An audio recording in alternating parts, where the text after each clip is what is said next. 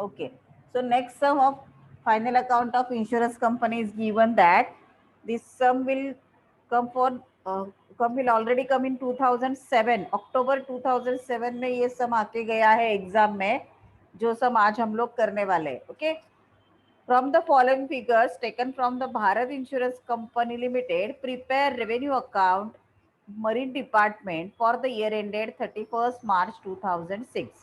Marine department है, मतलब सबसे पहले अगर रिजर्व फॉर अनएक्सपायर्ड रिस्क लेना है तो कितना परसेंट लेना है? 100%. जो भी करंट ईयर का प्रीमियम है उसका 100% लेना है. ओके, तो सबसे पहले हम लोग क्या करेंगे? Step number 1, revenue account draw करो.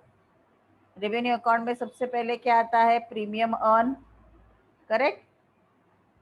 उसके बाद प्रॉफिट और loss on redemption of investment, पूरा का पूरा format as it is. Interest, dividend, rent, फिर इसका total of A, claim paid, commission, operating expenses as it is. ये आएगा टोटल ऑफ बी. राइट. फिर ए माइनस बी करोगे तो आपको ऑपरेटिंग प्रॉफिट और ऑपरेटिंग लॉस आएगा. ये फॉर्मेट पहले ड्रॉ करके रखना है. ओके, फिर मैं आपको अभी शेड्यूल नंबर 1 ओनली एक्सप्लेन कर रही हूँ. What I am going to explain only schedule number 1. Schedule number 1, ये कितना दिया है? प्रीमियम फ्रॉम डायरेक्ट बिजनेस दिया है, देखो 15,80,000 दिख रहा है सेकेंड लाइन पे. सो प्रीमियम ऑन डायरेक्ट बिजनेस 15,80,000. उसके नीचे आउटस्टैंडिंग दिया है कि देखो, हाँ देखो पहले एक्सेप्टेड दिया है. प्रीमियम ऑन री इंश्योरेंस एक्सेप्टेड, एक्सेप्टेड हमेशा ऐड करना है. सो प्रीमियम ऑन री इंश्योरेंस एक्सेप्टेड ऐड करो 7,30,000. एंड सीडेड है आपको दिया हुआ 3,20,000, वो लेस करो. ओके, फिर उसके बाद प्रीमियम आउटस्टैंडिंग किधर भी नहीं दिया है, तो ये आपको मिला 19,20,000. अभी उसके नीचे adjustment for reserve for unexpired risk करना है आपको. मैं उसका एडजस्टमेंट यहाँ पे दिखा देती हूँ, वो थोड़ा आपको डिफिकल्ट जा सकता है. देखो, ये सब एडजस्ट करने के बाद करंट ईयर का प्रीमियम आपका आएगा, वो आप कैलकुलेट करके देखो. करंट ईयर का प्रीमियम आएगा, करंट ईयर प्रीमियम आपका आएगा रुपीज, एडलेस करने के बाद आपको आया 19,90,000. ये करंट ईयर का प्रीमियम आएगा. So current year provision required, provision required for unexpired risks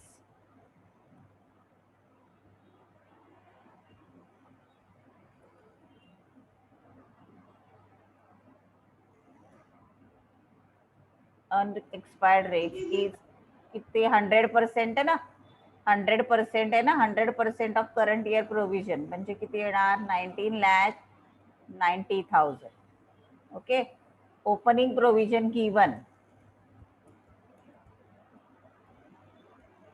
at the beginning of year, at the beginning of year किती दिलेली ओपनिंग प्रोविजन आपल्याला? 10,20,000. करेक्ट. सो ॲट द बिगिनिंगची प्रोव्हिजन दिलेली आपल्याला 10,20,000. मग ॲडिशनल प्रोव्हिजन किती रिक्वायर्ड आहे आपल्याला? ह्याचा अर्थ खाली घेते, इथे जागा नाही आहे ना.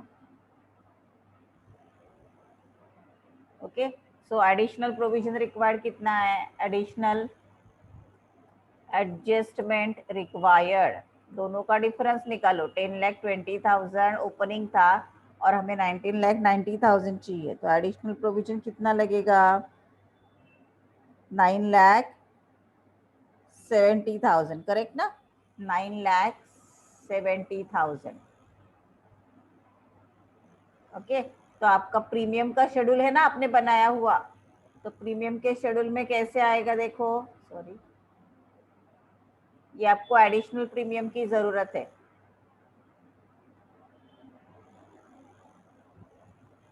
9,70,000. ओके, सो प्रीमियम के शेड्यूल में कैसे आएगा? प्रीमियम आपका एडलेस करने के बाद आया होगा 19,90,000.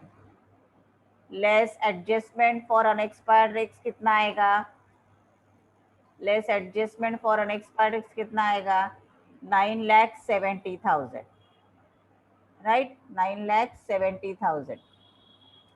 तो फिर आपका आंसर जो आएगा वो आपका नेट प्रीमियम आएगा. प्रीमियम का शेड्यूल नंबर 1 का टोटल कितना आएगा? So 19,90,000 minus 9,70,000. So it will be 10,20,000. अभी मैंने आपको पहला फॉर्मेट बोला, फिर शेड्यूल नंबर 1 का लास्ट वाला एडजस्टमेंट भी दिखाया. तो आपको पहले ये दो करना है और फिर मुझे बोलो कि ये बराबर आया क्या. क्या करना है, पहले रेवेन्यू अकाउंट का फॉर्मेट लिखो, फिर शेड्यूल नंबर 1 प्रीमियम निकालो. प्रीमियम में पहले आएगा premium from direct business, add reinsurance accepted, less reinsurance ceded, तो आपको मिलेगा 19,90,000.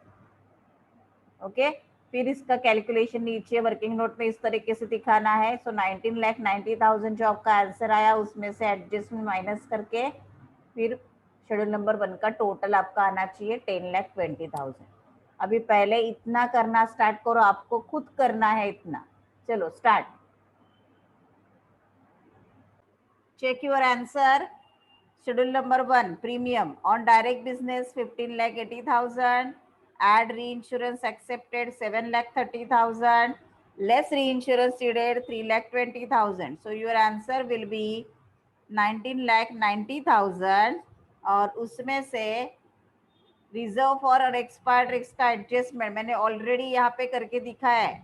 रिजर्व फॉर अनएक्सपायर्ड रिस्क का एडजस्टमेंट 9,70,000 किया तो शेड्यूल नंबर 1 का टोटल आपका आया 10,20,000.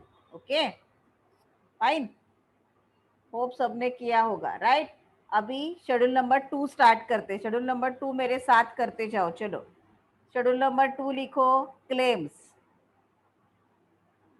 पर्टिकुलर्स अमाउंट रुपीज, 2 कॉलम निकालो. Okay, particulars amount rupees 2 column निकाला. Schedule number 2 is about claims. पहला आएगा claim on direct business.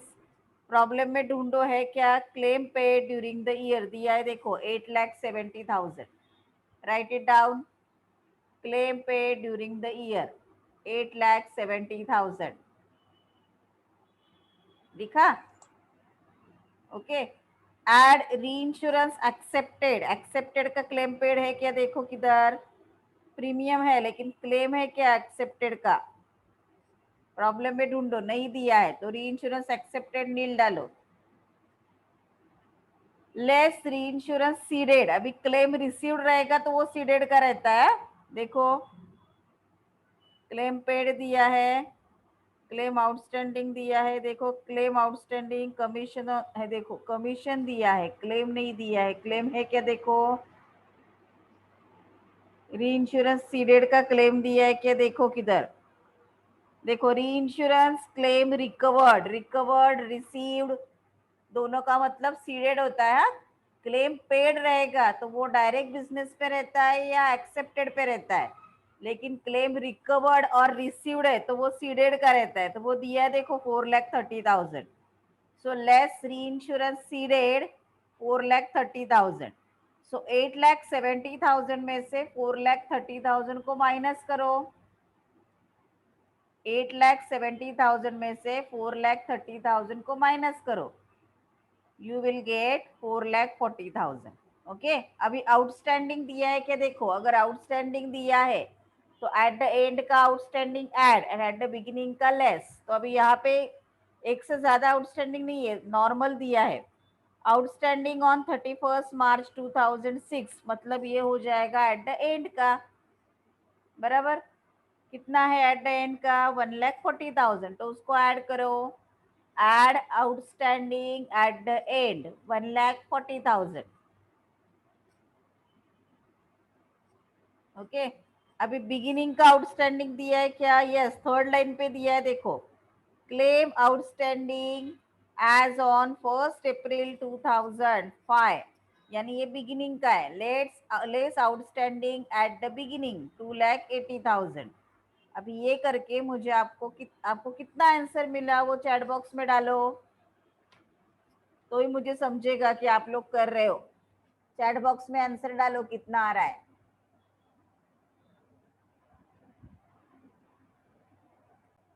Okay, so 3 lakh we got the answer of claim. तो वो आपको शेड्यूल में डाल देना, आपके फॉर्मेट में डालो. प्रीमियम के सामने लिखो 10,20,000, क्लेम के सामने लिखो 3 lakhs. Now start with the schedule 3. Start with the schedule 3 commission.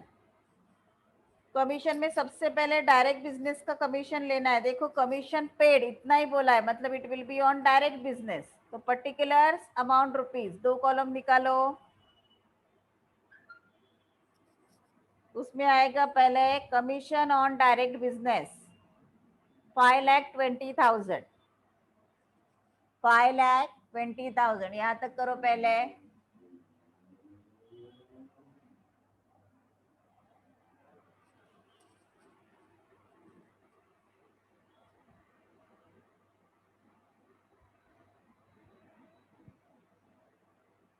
Okay next, अभी कमीशन पेड के बाद कमीशन ऑन री इंश्योरेंस एक्सेप्टेड दिया है क्या? देखो सीडेड दिया है, देखो सीडेड 16,000। अभी एक्सेप्टेड भी दिया है क्या? देखो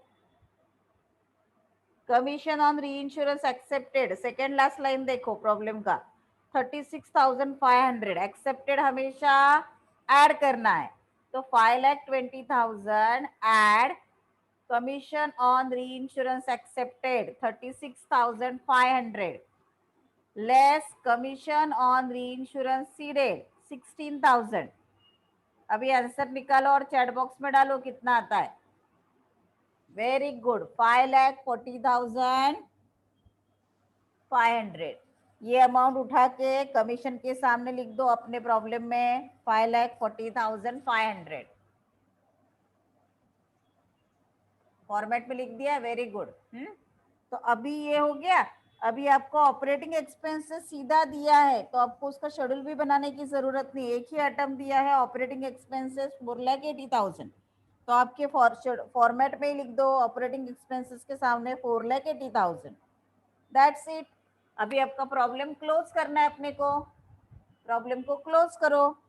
प्रीमियम अर्न आपको मिला था 10,20,000, इसके अलावा और कुछ भी नहीं दिया है, तो टोटल ऑफ ए आएगा आपका 10,20,000। क्लेम है आपका 3 लाख, कमीशन है 5,40,500, ऑपरेटिंग एक्सपेंसेस आपको मिले 4,80,000। सो आपको टोटल ऑफ बी कितना मिलेगा?